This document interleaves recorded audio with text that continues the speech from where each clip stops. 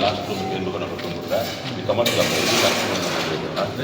ಅಲ್ಲಿ ಮಟ್ಟ 5 ಲಕ್ಷ ತಿಂಗಳು ನಾವು ಮಾಡ್ಬೋದು. ಸಮಾಜಕ್ಕೆ ಒಂದು 5 ರಿಂದ 6 ಲಕ್ಷ. ಏನಿಲ್ಲ, ನಮ್ಮ ಕೋಲಾರ ಜಿಲ್ಲಾ ಕುರುಬರ ಸಂಘದ ವತಿಯಿಂದ ನಿರ್ಮಾಣ ಆಗ್ತಿರುವಂತಹ ಕನಕ ಭವನದ ನಿರ್ಮಾಣ ಕಾರ್ಯವನ್ನು ನೋಡೋಣ ಅಂತ ಇವತ್ತು ನಾವೆಲ್ಲರೂ ಕೂಡ ಇಲ್ಲಿ ಬಂದಿದ್ವಿ. ಇದು ನಮ್ಮ ಸಂಘದ ಒಂದು ದೊಡ್ಡ ಕನಸು. ಒಂದು ಕೋಲಾರಕ್ಕೆ ಒಂದು ಅದ್ಭುತವಾದ ಒಂದು ಅದ್ಧೂರಿಯಾದ ಭವನ ಬೇಕು ಅನ್ನೋದು ಬಹುದಿನಗಳ ಕನಸು. ಈ ಕನಸಿಗೆ ಪೂರಕವಾಗಿ ಸನ್ಮಾನ್ಯ ನಿಕಟಪೂರ್ವ ಮುಖ್ಯಮಂತ್ರಿಗಳಾದಂತಹ ಸನ್ಮಾನ್ಯ ಸಿದ್ದರಾಮಯ್ಯ ಸಾಹೇಬರು ಈ ಭವನ ನಿರ್ಮಾಣ ಕಾಮಗಾರಿಗೆ 2 ಕೋಟಿ ರೂಪಾಯಿಗಳನ್ನ ಮಂಜೂರು ಮಾಡಿದ್ದಾರೆ. ಆ 2 ಕೋಟಿ ರೂಪಾಯಿಗಳಲ್ಲಿ ಈಗಾಗಲೇ 50 ಲಕ್ಷ ರೂಪಾಯಿ ಬಿಡುಗಡೆಯಾಗಿ ಕಾಮಗಾರಿ ಬಹಳ ವೇಗವಾಗಿ ನಡೀತಾ ಇದೆ.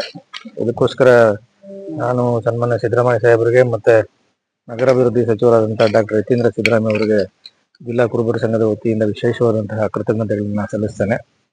ಈಗ ನಮ್ಮ ಜಿಲ್ಲಾಧ್ಯಕ್ಷರಾದ ಜಯರಾಮ್ ಅವರು, ನಮ್ಮ ಗಂಗಣ್ಣ ಇರ್ಬೋದು, ಅವರೆಲ್ಲ ತಂಡ ಈ ಭವನದ ಕಾಮಗಾರಿ ಆದಷ್ಟು ಬೇಗ ಪೂರ್ಣಗೊಳಿಸುವ ನಿಟ್ಟಿನಲ್ಲಿ ಕೆಲಸವನ್ನ ಮಾಡ್ತಾ ಇದ್ದಾರೆ. ಇನ್ನು ಬಾಕಿ ಏನಿದೆ ಅನುದಾನ ಇನ್ನು 1.5 ಕೋಟಿ ಬಿಡುಗಡೆ ಆಗಬೇಕು.